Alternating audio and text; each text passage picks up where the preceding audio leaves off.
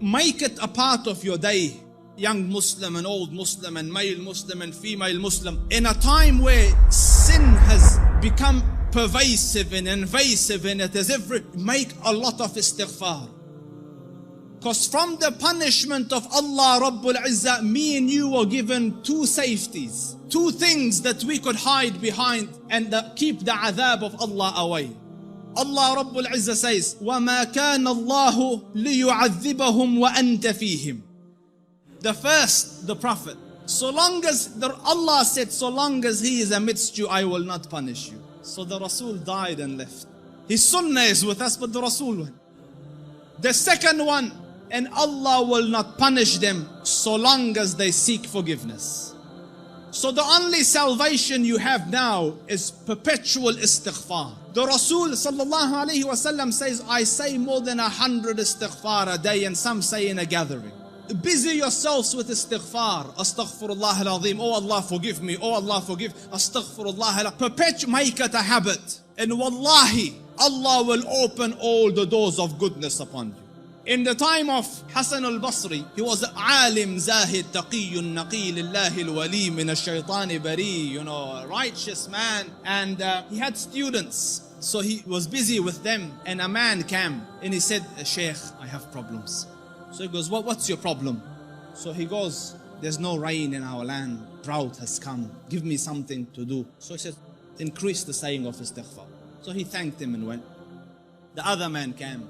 Sheikh, poverty has struck us. There's no income, no money. So he says, say istighfar, increase the saying of istighfar. And his students are watching. Third person came. Sheikh, I can't have children. So increase the saying of istighfar. So the students look at the Sheikh, every person came with whatever sickness. You have one medication, just injecting everyone the same thing. What's going on?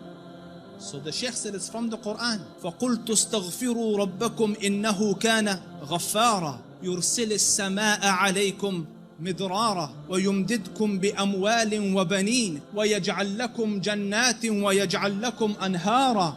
Make istighfar of Allah. Allah will send the sky down with helpful rain for you. He will bestow you with wealth and progeny and make your gardens grow, and around it springs of water will come. All for the saying of istighfar and the returning to Allah Rabbul Izzah with seeking forgiveness of Allah Rabbul Izzah.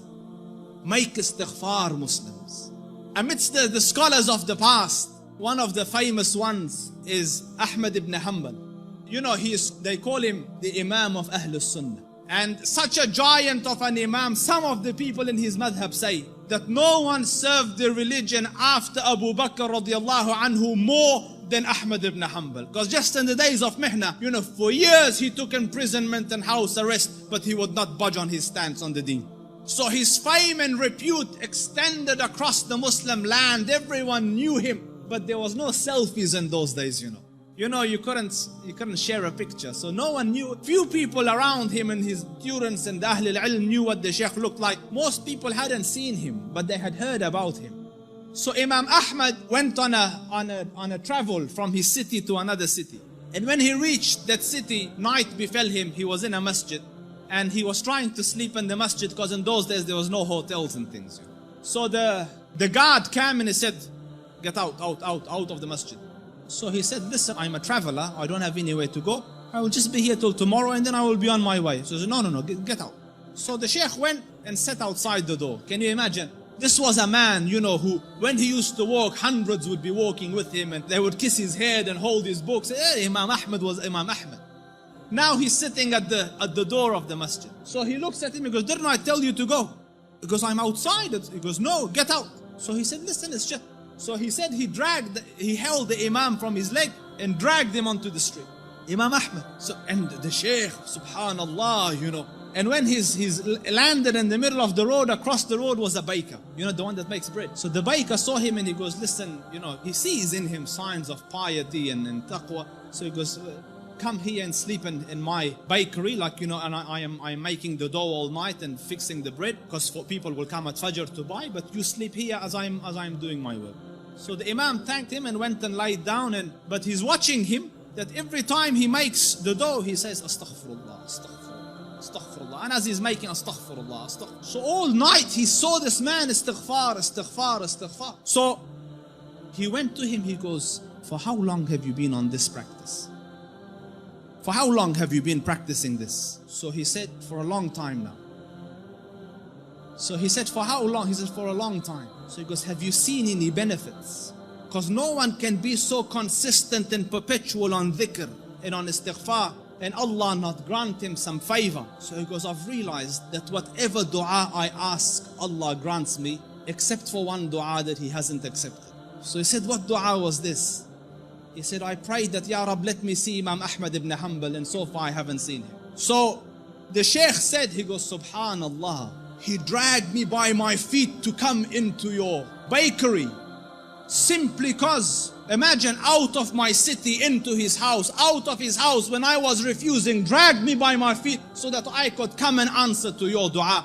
فقلت استغفروا ربكم إنه كان غفارا يرسل السماء عليكم مدرارا ويمددكم بأموال وبنين ويجعل لكم جنات ويجعل لكم أنهارا. My dear brothers, turn to Allah Rabbul Izzah. Wallahi, I don't say this as a nice to say, but all of the problems to all your answers is Allah Rabbul Izzah. Your refuge from every difficulty is Allah Rabbul Izzah. Turn to Him with it. Wallahi, turn once to Allah Rabbul Izzah, and you will find your Lord more merciful and more accommodating and more accepting than the kindest of the kind of